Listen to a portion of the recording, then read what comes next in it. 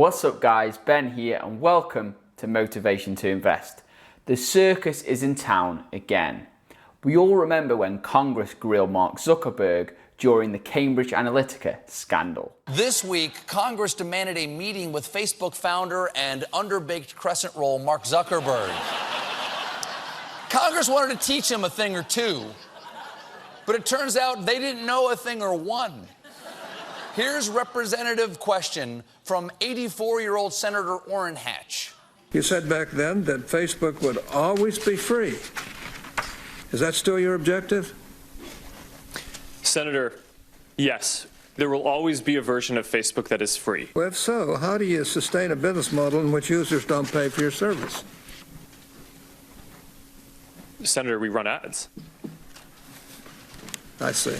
And they were prepared for anything other than saying Zuckerberg's name. I thank you, Mr. Chairman, and thank you for coming before us, Mr. Zuckerman, today. Mr. Zuckerman, why did Facebook share users' data with Cambridge Necronomicon, who helped Donald Stump get elected to the Oval Orifice? For some reason it seems that these politicians have been living in a cave and know nothing about technology and the world we live in. If I'm emailing within WhatsApp, does that ever inform your advertisers? No, we don't see any of the content in WhatsApp. It's fully encrypted. Right, but is there some algorithm that spits out some information to your ad platform? And then, let's say I'm emailing about Black Panther within WhatsApp. Do I get a Black Panther banner ad? Senator, Facebook systems do not see the content of messages being transferred over WhatsApp. Yeah, I know, but that's not what I'm asking. I'm asking about whether these systems talk to each other without a human being touching it.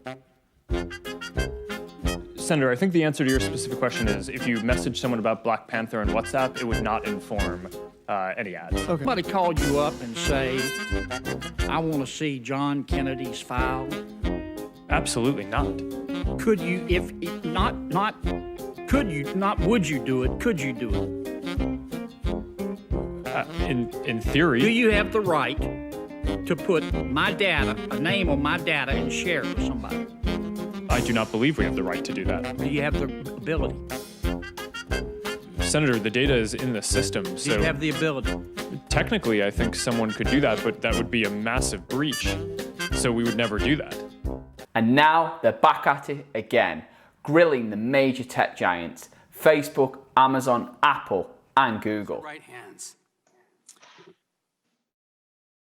Thank you, gentlemen. I'd like to redirect your attention to antitrust law rather than fringe conspiracy theories.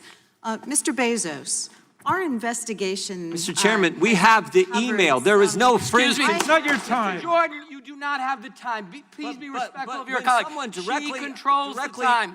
Put your mask on. Put your mask on. You're on mute. Mr. Bezos, I believe you're on mute. I'm sorry. I have heard many reports. Now, the reason Congress is doing this is because it believes these tech companies have too much power, and also due to many data and privacy concerns. Now, despite the serious intentions, there are too many hilarious moments to ignore. It was reported that Donald Trump Jr. got taken down for a period of time because he put something up on the efficacy of hydroxychloroquine. Now, why did that happen?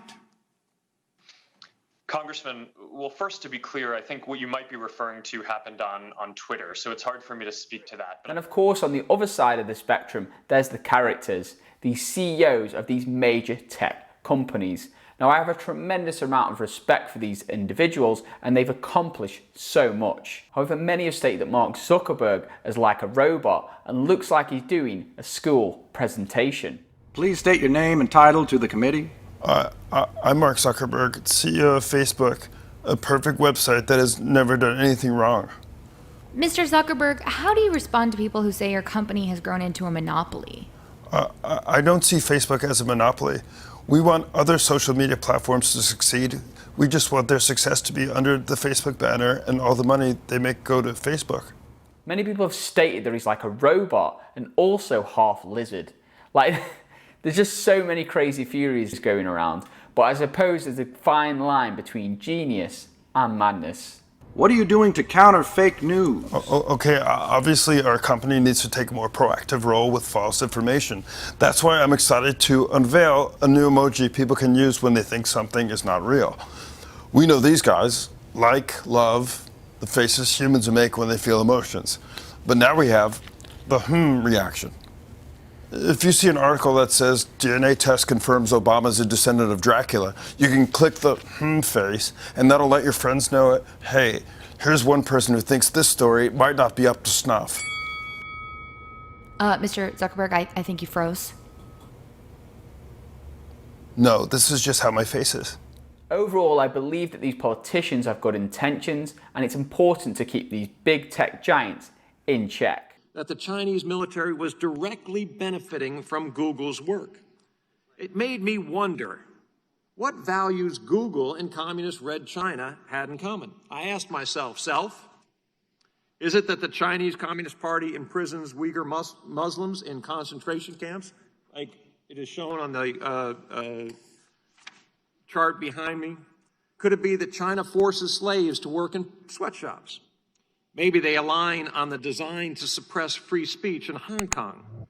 Did Google agree with CCP's decision to lie to the world about the COVID-19 pandemic?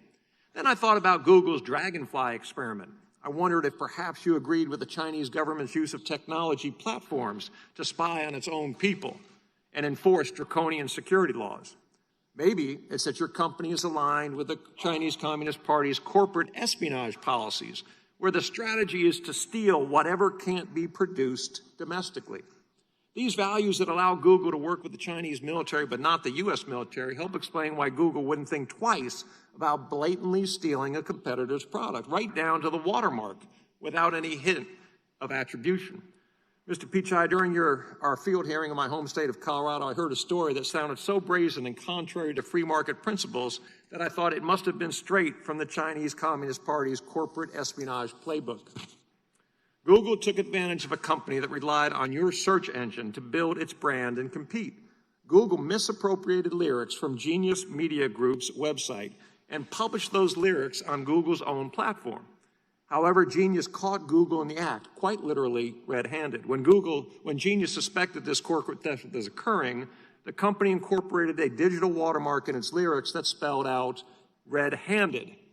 In Morse code, Google's lyric boxes contained the watermark, showing that your company stole what you couldn't or didn't want to produce yourself. After Google executives stated that they were investigating this problematic behavior, Genius created another experiment to determine the scope of the misappropriation. It turns out that out of 271 songs where the watermark was applied, 43% showed clear evidence of matching. Your company, which advertises itself as a doorway to freedom, took advantage of this small company, all but extinguishing Genius's freedom to compete. Google is supposed to connect people to information. Your corporate values once stood for freedom, a platform that let capitalism flourish and helped bring countless people across the globe out of poverty. My question to you, Mr. Pichai, do you think that Google could get away with following China's corporate espionage playbook if you didn't have a monopolistic advantage in the market? However, I also feel that they plan on using these tech companies as a tool for national security and also to spread the power of the US. If they could squeeze some more taxes out of these companies, that would be great news for everyday US citizens. As far as the stocks are concerned, they're all at record highs right now. Many of these stocks are in my portfolio, and I would love to increase my position should the share price dip in the future. So what are your thoughts on Congress, the testimonials, and these big tech giants? Do you think there's a better way to hold these tech giants accountable, or are you happy to watch the circus? Let me know in the comments below and I'll join in the discussion. Also, if you enjoyed this video, go ahead and give it a big thumbs up. That really helps out with the YouTube algorithm, which allows me to create more great content like this for you guys. In addition, if you want more investing tips and exclusive stock picks, which I personally am investing into, then you should definitely subscribe to this channel and turn that notification bell on. With that being said, I'll see you guys in the next video. Invest safe.